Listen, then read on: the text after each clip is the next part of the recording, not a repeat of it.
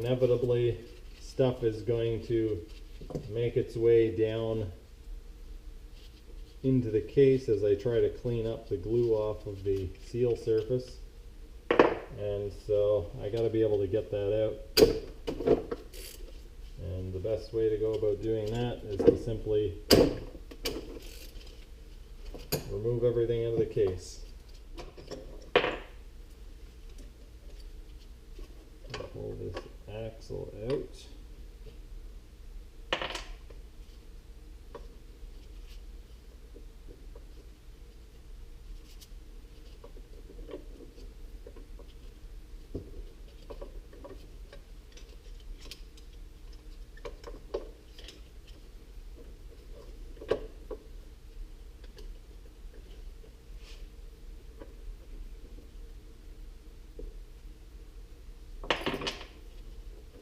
Pull this axle out, and we can slide this out as an assembly. Set it aside here on the bench.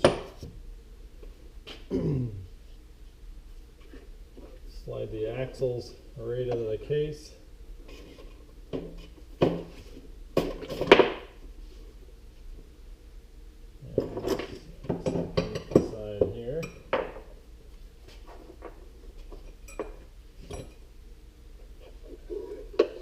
This one aside as well.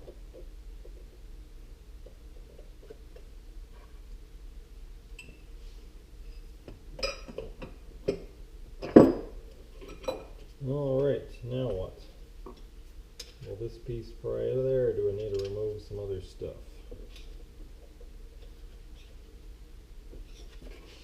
I'm guessing I need to remove some other stuff. Oh. There we go.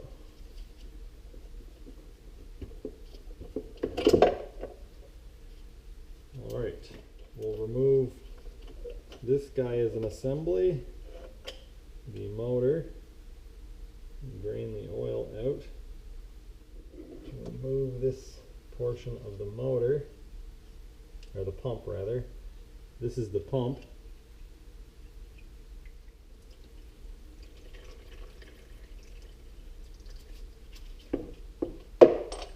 Oh, more pieces coming out. The brake pad and the thrust plate or thrust bearing. Brake pad is here. Set the brake pad there.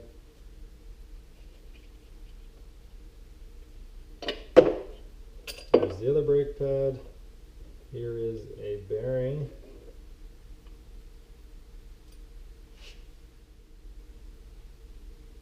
The only thing I don't know where it goes now is that little pin. I'm going to have to figure out where that little pin goes. Alright folks, I figured out what the what this pin is for. It has to do with the release so that you can roll the tractor without the engine running. So there's this little pin goes in. Let's see if we can even see it. Where? Oh, yeah. It goes in right here. Tiny little pin goes in there. And this sits down in like so. And that pin goes against this shaft. And when you move this shaft, it pushes on that pin, which pushes out on the motor. Basically, it pushes out on this washer. You can see it lines up there. It breaks the seal between the body and the rotor, and so the oil just, yeah, doesn't seal. It just squirts out around there so you can roll the tractor back and forth. Alright, so now we can clean this up. Now that I have it cleaned up, I am going to attempt to remove the broken bolt. In order to do that, I'm going to remove this belt guide.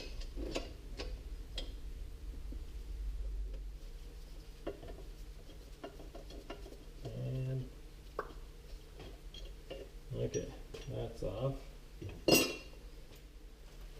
You guys won't be able to see much of this, but I'm going to put a center punch in here. Wish me luck.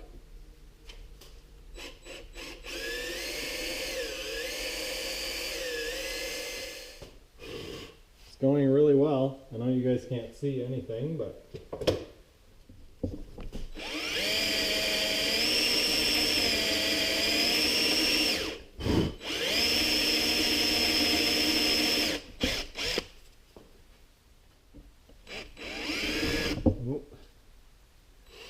this is the worst drill bit in the history of drill bits. Look at this.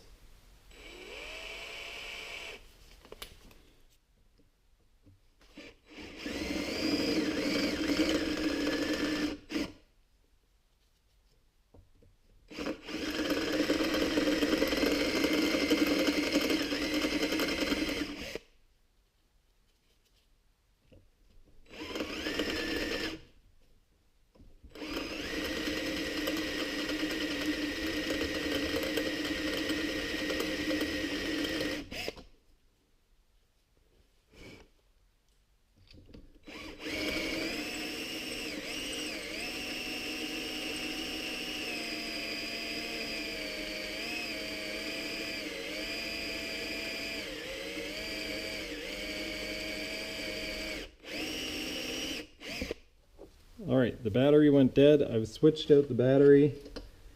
Not sure if it caught that, but I drilled all the way through. And now it's working. The bolt is coming out. I wonder if we'll be able to see the markings on the back side of the bolt where they tried to take it out from the other side.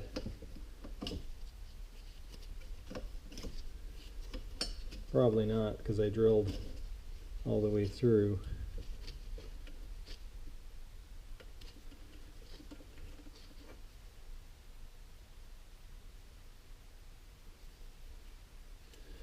Right, there's the broken piece of the bolt. So one thing that we can clearly see now is that there are threads in this portion of the hole. There should be threads in this portion of this hole, but they've been drilled out.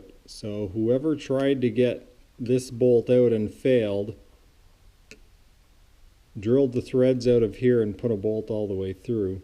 I now have the case all cleaned out and the cover all cleaned out, and I'm going to start reassembling it. I have a dish here with some Verisol in it. I'm going to wash off all the parts before I put them back in for two reasons. One, to keep down the oil. I don't want a lot of oil splashing around and perhaps getting on my gasket surface. And also because dirt sticks to oil, so if I get rid of the oil, I lower the risk of contamination. Alright. The air compressor is going to be kicking on and off because I'm going to use it to blow out a bunch of these pieces, so we'll just have to edit around that. This bearing goes right in there.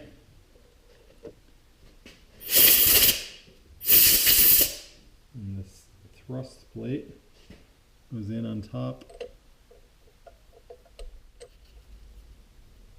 All of these pistons fit into the main body of cylinders, and then this whole assembly has to go down over the swash plate and thrust bearing, and it's a bit tricky because it all wants to fly apart, but there we have it. It's together. Okay, hopefully this is the correct order to put this back together, because this is the order that I'm putting it back together.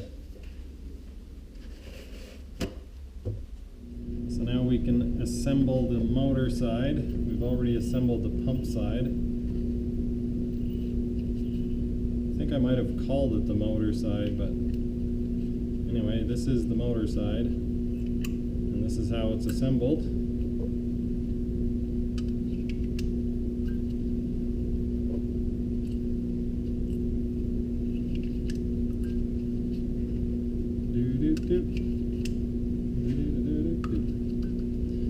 There we go, we got all the pistons and springs in place.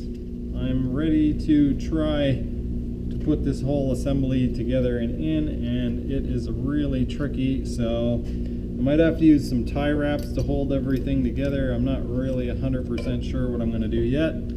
I'll just kind of come up with it on the fly. But basically, this piece sits in here like so. Now you guys can't see much of this, if any. It's going to fight me every step of the way. This whole assembly has to go together.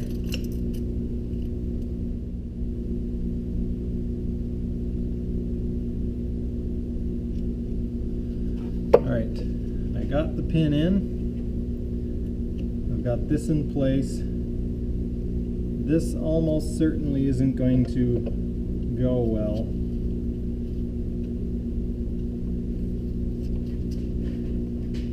That's a positive attitude, isn't it? That's experience talking.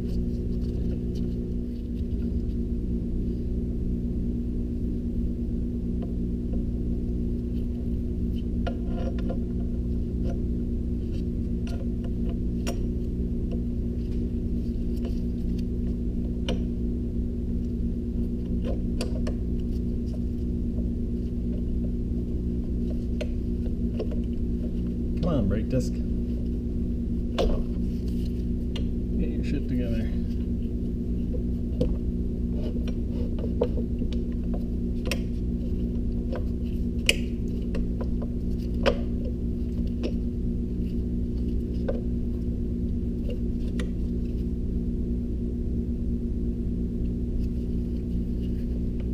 Almost got it. Lined up enough to get a bolt in. Close.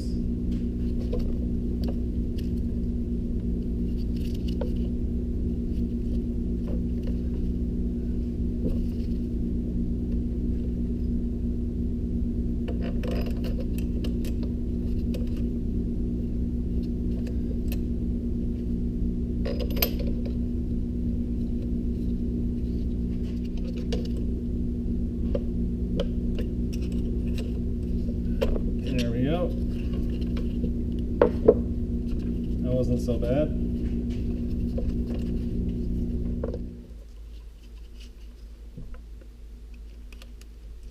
Come on, untie wrap. There we go.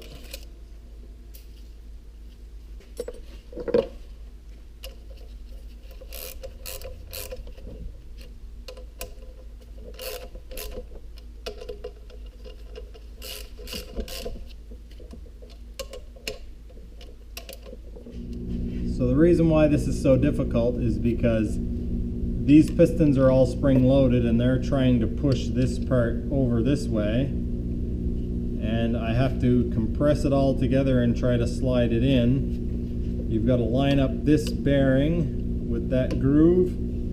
At the same time, there's dowel pins here and here that have to line up, and there's these little spring loaded guys that have to slip in there. And then this whole assembly has to compress down onto the springs on the drive pump or the drive motor or whatever you want to call it. It's turning without any binding. Let's see if we can turn this one as well. Excellent. Very good news. So now that it's together, when I move the disengagement lever, you can see that it slightly moves the body of the motor away from the housing. And what that does is it just allows the oil pressure just to leak by and you can roll the tractor. Sorry guys, I started putting it back together without recording. I just went on autopilot, and so I got the differential in, I got the bearings in, got this axle in, and all the retainers in place. So now got that bearing in. Just going to slide the axle in place very carefully through the seal.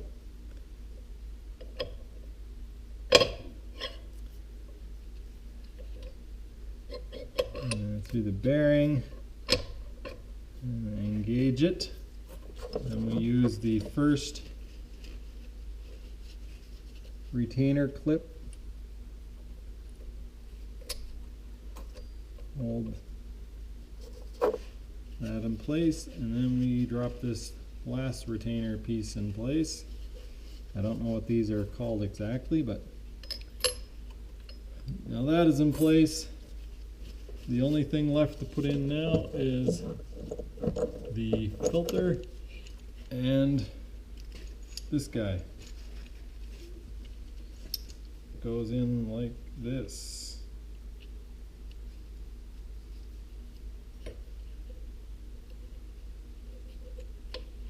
Plop.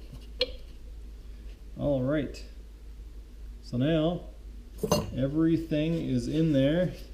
All the bits and pieces made their way back in, except for the filter. And so now I just need to glue it, put the bolts in, and then go get something to eat, because I haven't eaten yet today, and it is 6:06. Before I apply the glue, I'm going to take some of this brake cleaner stuff and wipe down the mating surfaces, because I've been touching it during assembly. I'll go over it twice with a cleaner.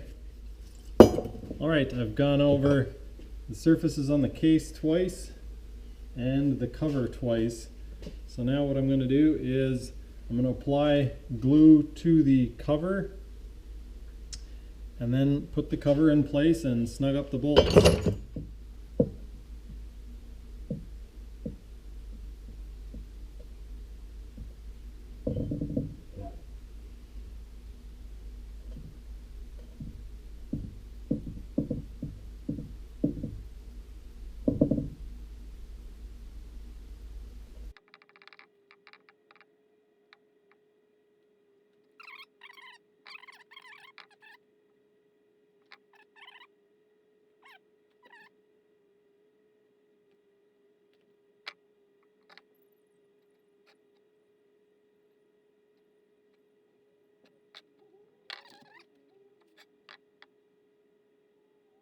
Alrighty. Cool. Okay, so the instructions say to put it on, snug it up, and then wait an hour before tightening it. So here goes nothing.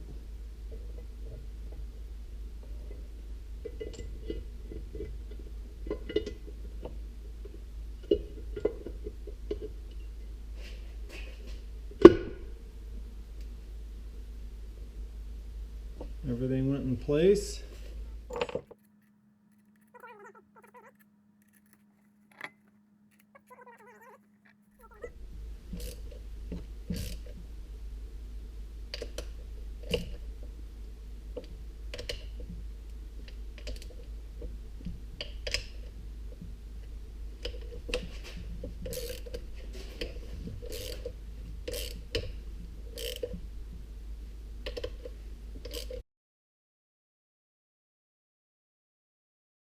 So there I have it. The glue's starting to set up a little bit. I've got it all tightened down, and now I'm just going to leave it sit. So hopefully when this cures, it's very well sealed, and then we can move on and do some welding on the tractor and then get the transmission put back in.